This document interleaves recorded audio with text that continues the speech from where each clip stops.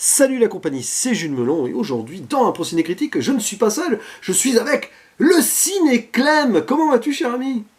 Salut Julien, merci beaucoup pour l'invitation, je vais très très bien. C'est un plaisir de parler de ce film avec toi parce que bon, sans spoiler encore nos avis respectifs, je sais qu'il compte beaucoup ce métrage qui s'intitule Rencontre avec Joe Black ou Meet Joe Black en VO, sorti en 1998, la même année que Titanic.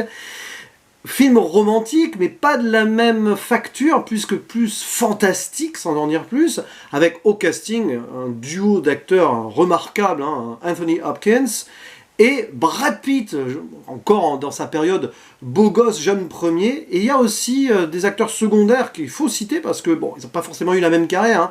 Claire Forlani, Jake Weber, Marcia Gay Harden, qui avait joué dans Flubber avec Robin Williams, voilà. Et Dans aussi, Géniste de Franck Darabont. ah oui, oui, c'est vrai. Vraiment. Et oui, et Jeffrey Tambor aussi, qui est un second rôle qu'on voyait pas mal dans Marie à tout prix aussi, par exemple.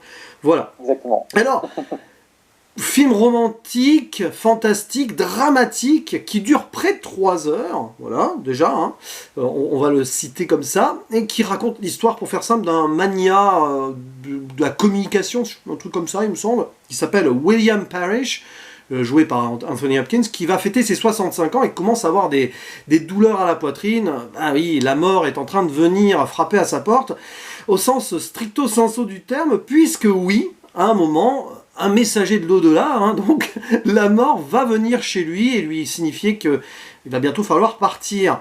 Sauf que il a du mal à accepter l'idée, il va passer un petit contrat avec la mort, allez, encore quelques jours pour profiter de ma famille et régler quelques soucis d'affaires peut-être.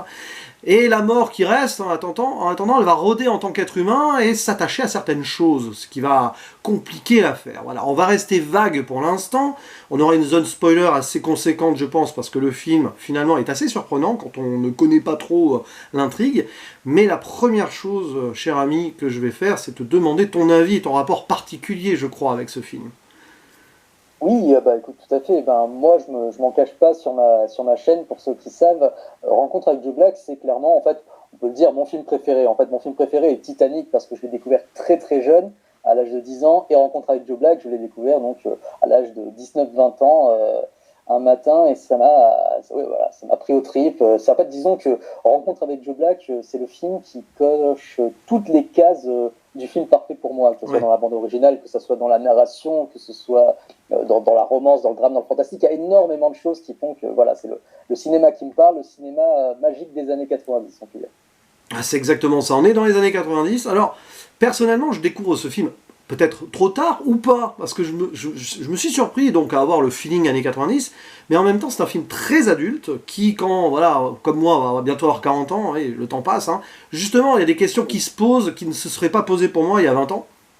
Donc j'ai apprécié d'une manière que j'aurais pas apprécié à l'époque, malgré quelques longueurs, hein, je te cache pas, mais je comprends l'idée. Alors, il y a des longueurs, oui, parce que bon, presque 3 heures, alors que, entre guillemets, il se passe pas niveau action grand chose, mais ça prend le temps de développer beaucoup de relations entre les personnages, même les secondaires, tant et si bien qu'à la fin, on est quand même impliqué quand le grand final se fait.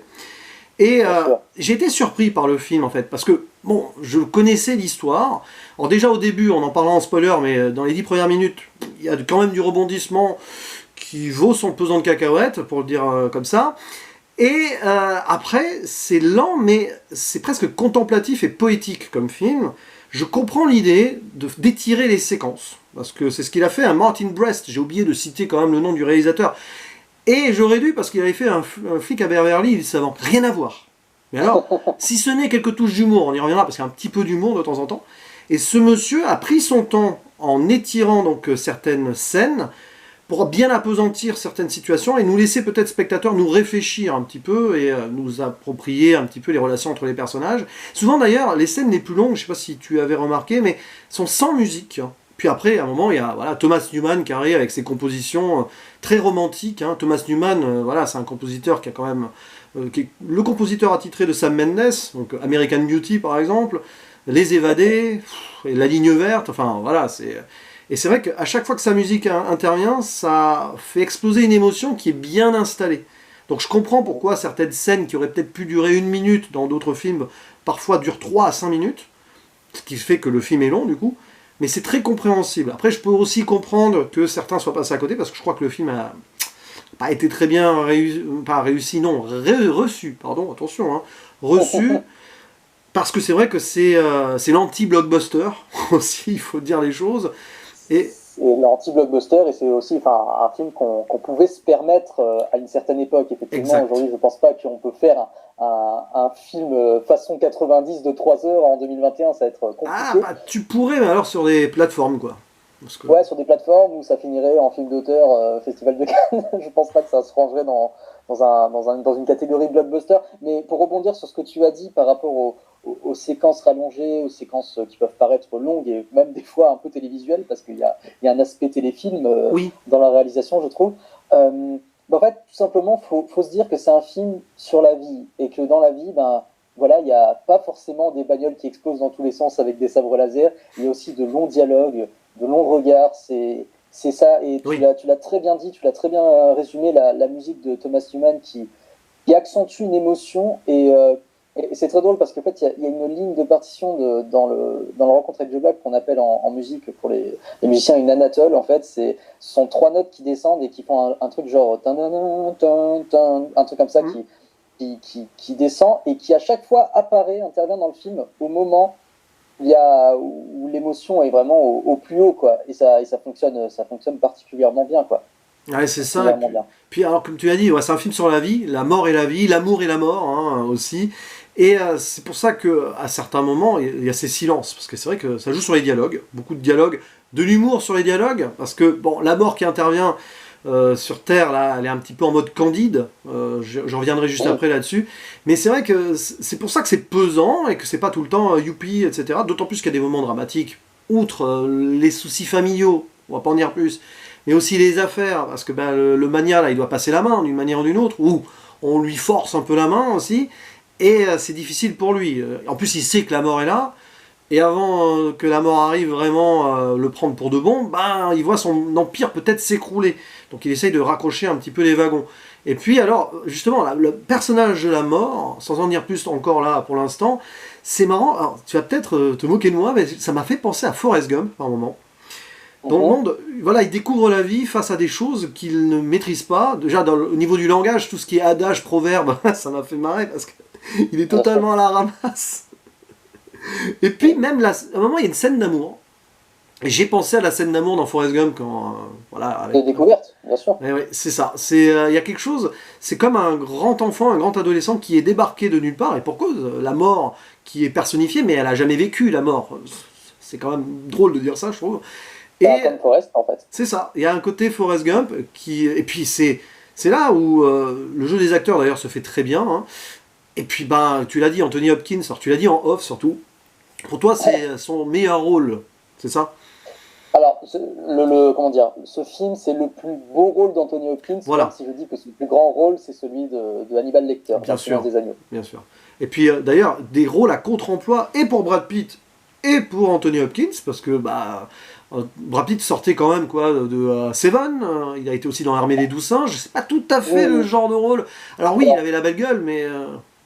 Alors, il avait quand même, il faut préciser, déjà collaboré avec Anthony Hopkins en 94 sur Légende d'automne, qui est un film un peu romantique comme ça, et qui jouait donc, Hopkins jouait le père de Brad Pitt dans ce film-là, donc c'était déjà croisé dans un film, on va dire, un petit peu larmoyant. voilà. Donc, effectivement, c'est un rôle un petit peu à contre-emploi, autant pour Hopkins que pour Brad Pitt. Hopkins ne joue plus sur le côté effrayant, le côté, la figure du mal. Là, il est vraiment le père... Le père attendrissant qui est préoccupé par l'avenir de sa société, de sa fille, de tout ça, et qui progressivement, avec les longueurs du film, va se laisser porter par l'émotion, tout comme nous, spectateurs. Et voilà, et quand on arrive à ce fameux acte final, là, l'émotion est décuplée et ça devient explosif comme un feu d'artifice. Voilà. C'est ça, tu as les thématiques. Il arrive à la fin de la vie, il fait le bilan et il se rend compte avec regret ou nostalgie certaines choses. Il y a une relation qui est assez furtive dans le film et qui est très importante, c'est avec sa grande fille. Donc, parce que le personnage féminin central, c'est sa jeune fille. Il y a la sœur aînée qui l'a un petit peu délaissée pour la plus jeune, hein, c'est clairement évoqué. Et on voit que, à un moment, il se dit, j'ai pas été peut-être le père que j'aurais dû être. avec les deux. Voilà.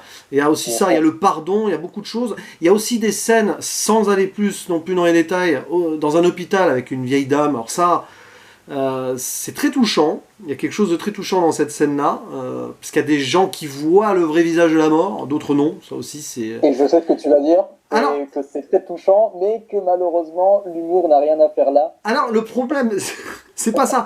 C'est que, alors moi je l'ai vu en VO déjà. Tu vois, je me suis dit bon, je regarde en VO, etc. Et à un moment sur ce passage-là, je me suis dit tiens, je vais regarder la VF ce qu'ils ont fait parce que pour faire simple, la mort discute avec une femme qui est d'origine des Caraïbes, voilà, anglophone du coup. Et Jamaïcaine, ouais. jamaïcaine, c'est ça. Et du coup, je dis qu'est-ce qu'ils ont fait en VF? Bon, c'était une époque où la VF osait les accents, ce qui serait plus le cas aujourd'hui. Hein. Et du coup, pendant. J'ai dit, donc le doubleur attitré de Brad Pitt, qui j'imagine est toujours. Oui, c'est ça, Jean-Pierre Michael. Hein. Tout à fait, ouais. Et il a pris un accent à la Pascal Légitimus. Et j'étais là en mode.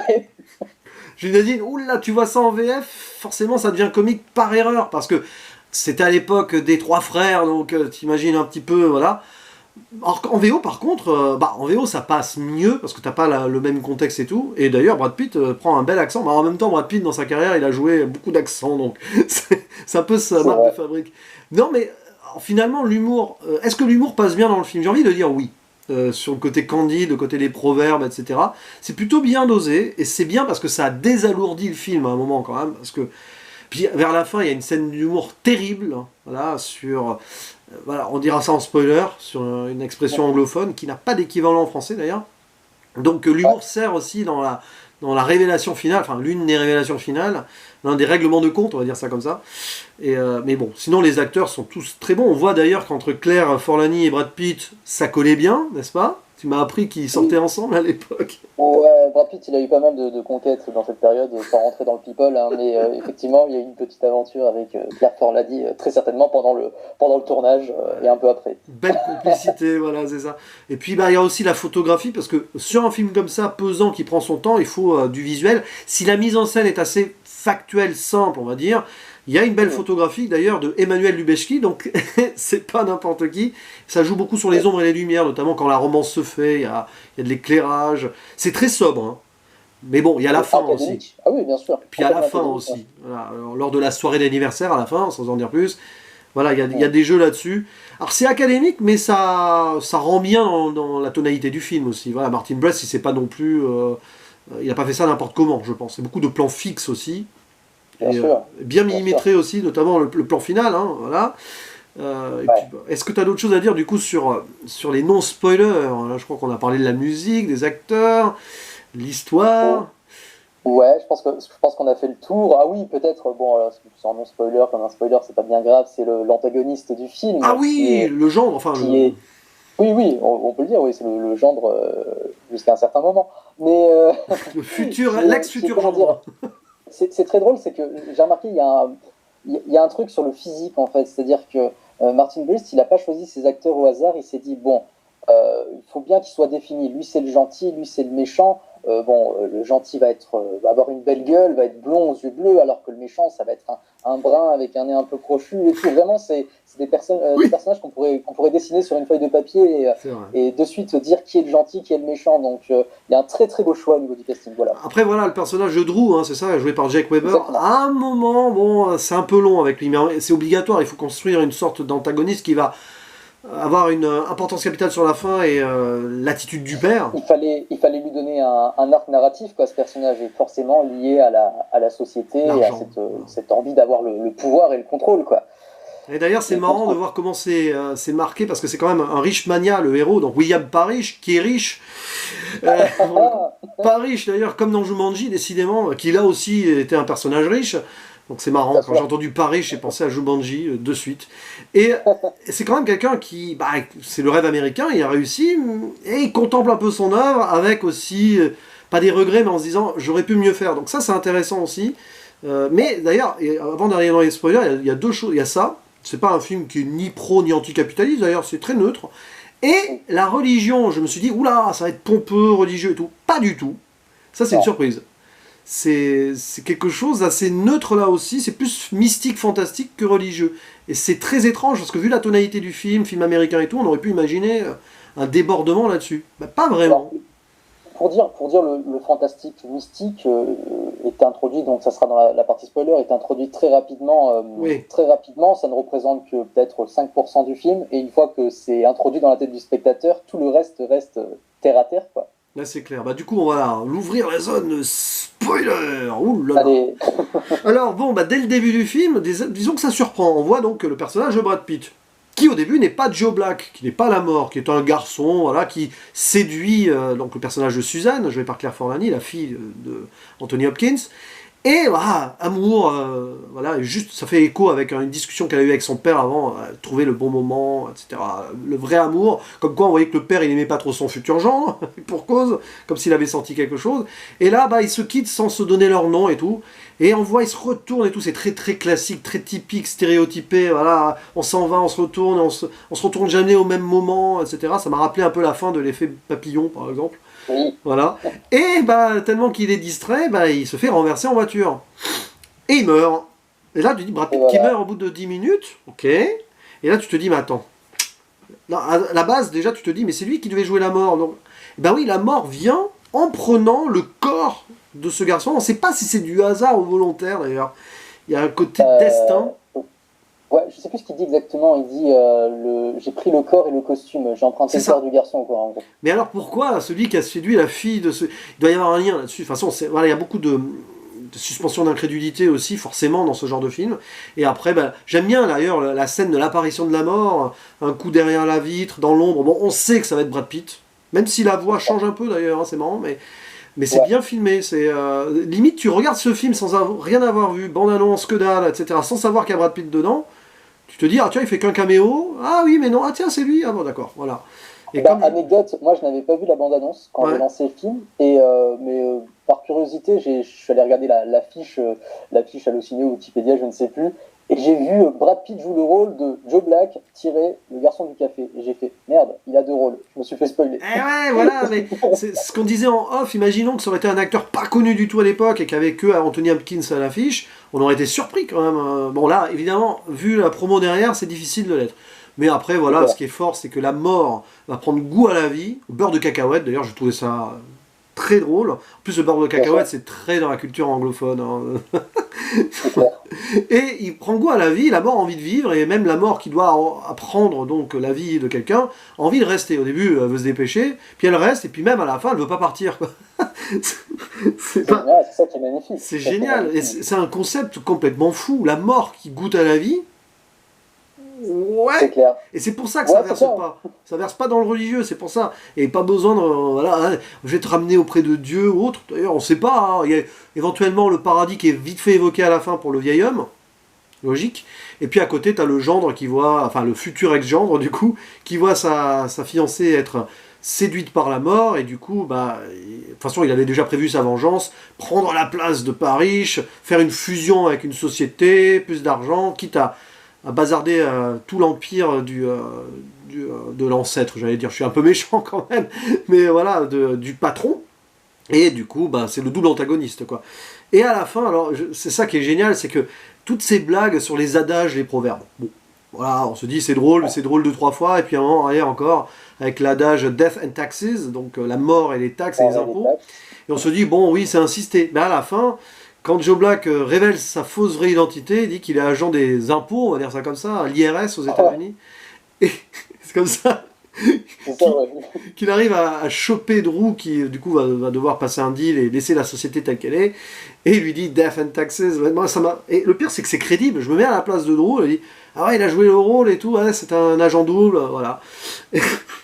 Et finalement, l'expression prend tout son sens. Ce n'est plus qu'expression, c'est le reflet de la réalité. C'est énorme ça. De Drew, quoi. Et ce qui est fort, c'est que ça arrive à... Oui, vas-y. Je veux dire, ce film, il a quand même une...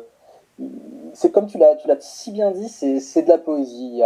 Il y a un rythme, il y a quelque chose qui fait que, voilà, pendant 3 heures, on va nous implanter des personnages dans les 10 premières minutes, et pendant 3 heures, on va les explorer, on va les découvrir, les bons comme les mauvais côtés, que ce soit Drew, que ce soit Claire Forlani ou Brad Pitt, tout ça. Et finalement, on arrive donc à cet acte final, donc le dernier quart d'heure, la soirée de William. Là, c'est bon. On connaît nos personnages par cœur, on sait qui est qui, et on sait ce qui va se passer. Et là, il faut qu'on se prépare, nous aussi, à à dire au revoir, et c'est ce que je trouve absolument incroyable. C'est La ça. fin est extraordinaire. On doit dire au revoir à nos personnages. C'est ça. Enfin, deux d'entre eux en tout cas. Et il y a une fin qui est surprenante. Bon, déjà, le côté humour, révélation, fausse révélation, inspecteur des finances qui arrive en plein drame, c'est pas mal aussi. Au niveau de l'équilibre, ça peut surprendre. Et tout. C'est vrai. Et puis à la fin, donc, bon, qu'est-ce qu'il veut, notre Joe Black, enfin la mort, il veut amener Suzanne avec lui. Bah oui, il veut la faire mourir parce qu'il est tombé amoureux. Et donc le père s'y oppose, mais il peut rien faire, la mort fait ce qu'elle veut. Bon là, ça va un peu vite. Il arrive très vite à la convaincre. Et c'est pas lui, c'est pas le père qui arrive à convaincre la mort. C'est quand la mort va parler à Suzanne, elle voit bien que il est amoureux, donc il veut son bonheur. Et il comprend, la mort comprend que la mener avec elle, enfin la mener donc dans l'au-delà n'est pas la bonne solution. Il se sacrifie. La mort se sacrifie.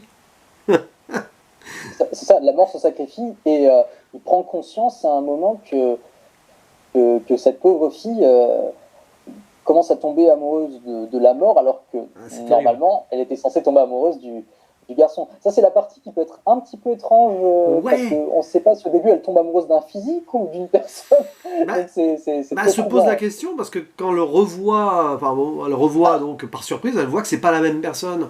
Et elle réapprend à le connaître. En fait, c'est un film où elle va apprendre à connaître la personne 3 fois parce que miracle, la mort s'en va donc avec le père meurt et le garçon revient, pas Joe Black, pas la mort. Donc la mort a donné une deuxième chance au corps qu'elle a emprunté. C'est là où ça peut paraître étrange. C'est un conte. La fin, c'est un conte de fées, c'est quelque chose. Et ils réapprennent à se connaître. Et le pire, c'est qu'elle est consciente que c'était pas lui jusque-là. Elle est même consciente que son père est mort. Il y a vraiment un côté fantastique conte à la fin où elle a tout compris alors qu'elle aurait pas dû. La première chose, je me suis dit, elle va dire, ah, il est où mon père? Ah non. C'est exactement ça. Et puis le garçon du café, qui 2 secondes avant, il était au bord de la route avec sa valise à la main, là, il se retrouve en costard dans une soirée, il ne devait pas très bien comprendre. Mais je pense que tu as raison, c'est un conte. Et la fin, en fait, il ne faut pas commencer à la prendre au premier degré et plutôt se dire, bon, là, on va faire cette espèce de facilité scénaristique pour finir le film de façon hyper poétique. Et c'est exactement ça. Moi, je trouve qu'il y a quelque chose dans la mise en scène qui est extraordinaire. C'est effectivement la scène où Hopkins et Brad Pitt regardent le feu d'artifice qui représente la vie, qui représente la soirée. Voilà, c'est ça la vie. Et puis tout d'un coup, ils tournent le dos à la vie, donc au feu d'artifice, pour se diriger vers le pont, qui est le passage vers la mort. Et après, il y a l'autre Brad Pitt, le premier garçon du café, qui vient vers Claire Forlani, et il se tourne vers la soirée, vers le feu d'artifice, donc vers la vie. Donc si on prend les deux séquences de façon symétrique, en fait, on peut se voir que c'est la même chose, c'est exactement le même plan. C'est Joe Black qui emmène William vers la mort, vers le pont, et le garçon du café qui emmène la demoiselle vers la vie, vers le feu d'artifice. Voilà. T'as l'impression que la caméra, elle est placée, les deux caméras sont placées face à face, et c'est les mêmes. Exactement. C'est magnifique. Et puis à la fin, tu peux même imaginer qu'elle fantasme, que c'est un rêve. Enfin, il peut y avoir plein de choses, mais on s'en fiche, on est heureux quand même qu'ils se retrouvent et ils vont se redécouvrir. Bon, après, on peut imaginer une suite. À un moment, j'ai fantasmé une fausse suite en disant, bon, voilà, ils sont ensemble, mais il va être accusé du meurtre du père. Ouais. Et finalement, le père, il est de l'autre côté du pont, il s'est fait péter la gueule, c'est tout. T'imagines, parce qu'avec Drew dans les parages et tout, il dit, ah ouais, comme ça, mon père est mort, mais vous n'êtes pas vraiment un agent et tout. On découvrir son vraie identité. Ah oui, bon, on aurait pu imaginer. Bon, là, ça aurait été un peu dramatique. Mais voilà, donc, je sais pas si tu as d'autres choses à rajouter sur les spoilers, parce que là, je pense qu'au niveau spoiler, on est bien complet. Ben voilà, je pense qu'on a tout dit. Moi, de ma conclusion, c'est un film qui est magnifique, c'est un chef-d'œuvre. Non, attends, du coup, je vais refermer, je la referme la zone spoiler. Voilà, pour qu'on fasse la conclusion avec ceux qui n'ont potentiellement pas vu le film. Maintenant, du coup, allez, je te laisse les convaincre de voir ce métrage. Regardez Rencontre avec Joe Black en vous disant premièrement que c'est un film qui a été réalisé dans les années 90, donc remettez-vous dans un contexte d'une époque, c'est-à-dire une époque où voilà, c'était pas aussi mesuré qu'aujourd'hui au niveau des durées, au niveau de la longueur, au niveau du temps des scènes, au niveau de la musique qui pouvait par moments être un peu épique et exagéré par rapport à l'image visuelle et tout. Mais Rencontre avec Joe Black, c'est un grand film d'amour, c'est un grand film sur la vie, c'est un grand film sur la mort. C'est un film avec des acteurs magnifiques, brillants. Si vous aimez Anthony Hopkins, si vous aimez Brad Pitt, vous allez les découvrir ou les redécouvrir dans des rôles qui sont taillés pour eux, que sur mesure, je n'arrive pas à imaginer quelqu'un d'autre. Peut-être un certain Robin Williams qui aurait pu jouer le rôle du père, ça aurait été magnifique. Mais bon, Hopkins est merveilleux dans le rôle et voilà, il faut regarder ce film. C'est un beau film sur la vie. C'est ça, la vie, la mort, l'amour et tout, et puis les regrets, et puis le pardon, il y a beaucoup de choses. C'est vrai que c'est très chargé pour un premier visionnage comme ça, mais finalement j'ai vu au bon moment, voilà, tranquillement, en matinée, voilà, au réveil, enfin Ah oui, pas tout à fait au réveil, mais en mode détente, vacances. C'est sûr qu'il faut pas regarder ça en mode ouais, allez tiens, je vais regarder un truc vite fait le soir. Bon, déjà ça dure 3 heures, donc vaut mieux éviter, et vaut mieux se laisser porter. Parce que c'est vrai que si on se pose trop de questions et qu'on commence, enfin, se poser trop de questions dans le genre, si on va, ouais, ça va être long et tout, il faut laisser la chance à ce film de se développer sous nos yeux, parce que oui, ça prend son temps, et les films qui prennent leur temps, ben, on n'en a plus beaucoup, mine de rien, donc ça peut surprendre un jeune public, mais il y a tellement de réflexions et de thématiques derrière qui peuvent nous poursuivre pendant des années et des années. Hein. Vous pouvez le voir à 20 ans, à 30 ans, à 40 ans. J'imagine revoir ce film vers 60-70 ans, ouïe, ouïe, ouïe, ouïe, ouïe, ça c'est... c'est fort en émotion. C'est ça, et voilà, c'est un film qui parle de la vie, donc, et puis, ouais, c'est un bon petit film, vraiment, enfin, un grand petit film ou un petit grand film, je ne sais pas, non, plutôt un petit grand film pour moi, c'est un grand film dans le sens, l'envergure et le concept, parce qu'il fallait le faire. Après, il faudra que je le digère un peu, mais pour moi, c'est quand même un oui. Voilà, je te rassure, du coup. Ah, cool. C'est génial. Non, mais je te dis un truc, juste pour vite fait conclure et pas trop déborder sur, sur le temps. Au début du film, William Parrish se réveille et entend la mort qui lui dit oui Oui. et tout. Et il se questionne un petit peu sur qu'est-ce qui se passe et tout. Et à la fin, dans son discours, il dit je vous souhaite la même chose que moi, de vous réveiller un matin et vous dire à partir de maintenant, je n'ai plus besoin de rien. Ah, Et bah là, oui. pour moi, ça marque vraiment le point final qui fait écho au début du film. Voilà, ce sera tout pour moi. C'est ça, vivre la vie chaque jour comme si c'était le dernier, hein, comme le disait le grand Exactement. poète, pas Corneille, oui le chanteur, hein, pas l'écrivain, mais parfois hein, on peut faire des citations comme ça. En tout cas, merci beaucoup Clément pour ce moment, parce que c'est vrai que j'ai enfin franchi le pas et vu ce film en grande partie grâce à toi. Ça fait un petit moment qu'on avait prévu hein, de parler de Ouais. ce film-là. Et Tout à fait. Bah, merci à toi, Julien, de l'invitation. Et écoute, c'est un grand plaisir de parler de ce film-là. Et je suis content de le faire découvrir à ceux qui ne l'ont pas encore vu. Donc, merci beaucoup pour et ce comme moment. d'habitude, hein, allez voir dans la description et tout, la chaîne de Clément, le Ciné Clem, sera disponible en lien. Allez voir son travail. Et il ne me reste plus qu'à faire le mot de la fin, le traditionnel. À la prochaine. Ouais, bah, Ciao. ciao!